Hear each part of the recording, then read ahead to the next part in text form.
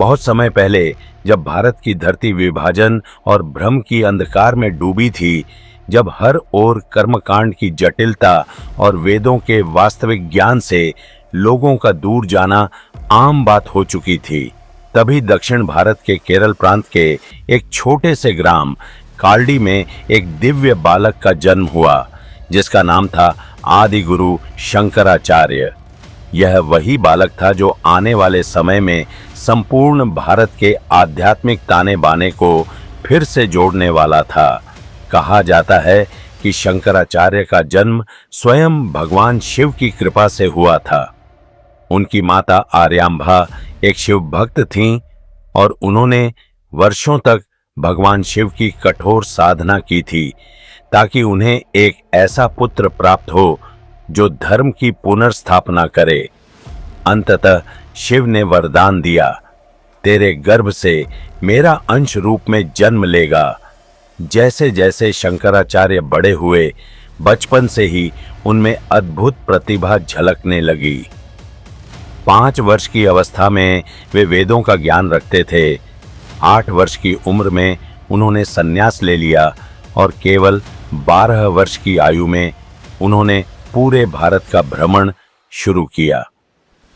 उनका उद्देश्य था सनातन धर्म के मूल स्वरूप की पुनर्स्थापना, अद्वैत वेदांत का प्रचार और लोगों को यह समझाना कि ईश्वर एक ही है, वही आत्मा, वही ब्रह्म, वही सत्य। एक कथा के अनुसार जब शंकराचार्य काशी पहुंचे तो वहां उन्हें भगवान विष्णु के अवतार के समान एक भिक्षुक मिले। उस भिक्षुक ने पूछा, किससे भाग रहे हो बालक? शंकराचार्य ने उत्तर दिया, मृत्यु से। उस समय भिक्षुक ने मुस्कुराकर कहा, जिस आत्मा को मृत्यु नहीं, उससे भागते क्यों हो? और उसी क्षण शंकराचार्य को अद्वैत वेदांत का सार समझ में आया। आत्मा न जन्म लेती है न मरती है, वह शुद्ध चैतन्य है।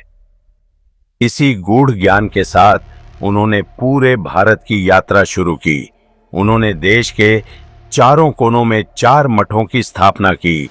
उत्तर में बद्रीनाथ के पास ज्योतिर्मठ, दक्षिण में श्रृंगेरी मठ, पूर्व में पुरी का गोवर्धन मठ और पश्चिम में द्वारका का शारदा मठ।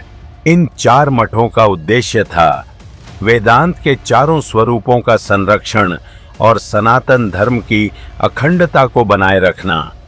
चारों दिशाओं के इन मठों में उन्होंने अपने 4 प्रमुख शिष्यों को नियुक्त किया।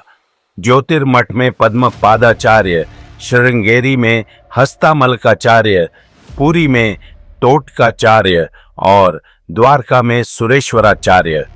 इन चारों शिष्यों को उन्होंने धर्म के 4 आधार स्तंभ माना, ज्ञान, भक्ति, कर्म और वैराग्य। कहा जाता है कि जब शंकराचार्य हिमालय की ओर गए तब उन्होंने बद्रीनाथ के निकट भगवान विष्णु के ध्यान में लीन होकर समाधि ली। वहां पर उन्होंने कहा था, जब तक इस भारत भूमि पर वेदों की ध्वनि गूंजती रहेगी, जब तक गंगा बहती रहेगी, तब तक मेरा अद्वैत वेदांत जीवित रहेगा। शंकराचार्य ने यह भी बताया कि 4 धामों की यात्रा केवल पुण्य नहीं देती, बल्कि यह मनुष्य को आत्मज्ञान की 4 अवस्थाओं से परिचित कराती है।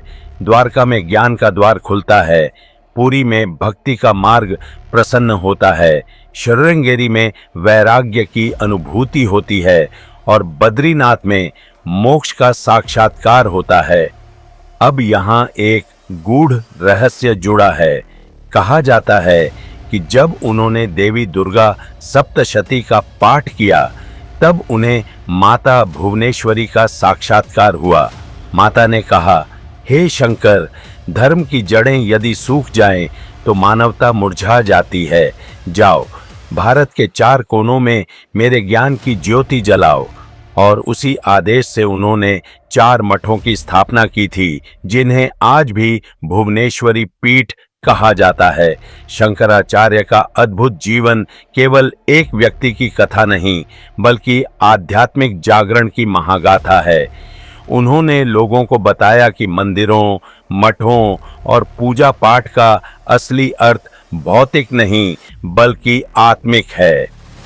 उनकी शिक्षाएं आज भी यह संदेश देती हैं, अहम ब्रह्मास्मि, अर्थात मैं ही ब्रह्म हूं, तत्वमसि, तू वही है। और यही कारण है कि आदि गुरु शंकराचार्य को भारत का आध्यात्मिक पुनर्जन्मकर्ता कहा जाता है। उन्होंने भारत को फिर से एक सूत्र में बांधा, उत्तर से दक्षिण, पूरब से पश्चिम, और धर्म, ज्ञान, भक्ति व मोक्ष के 4 पथों को एक कर दिया। आज भी जब कोई साधक बद्रीनाथ या श्रृंगेरी मठ में दीप जलाता है तो ऐसा कहा जाता है कि वह दीपक केवल अग्नि नहीं बल्कि स्वयं शंकराचार्य के तप की ज्योति है, जो आज भी भारत के हृदय में जल रही है, यह स्मरण दिलाने के लिए कि ज्ञान ही परमात्मा है और आत्मा ही ब्रह्म है।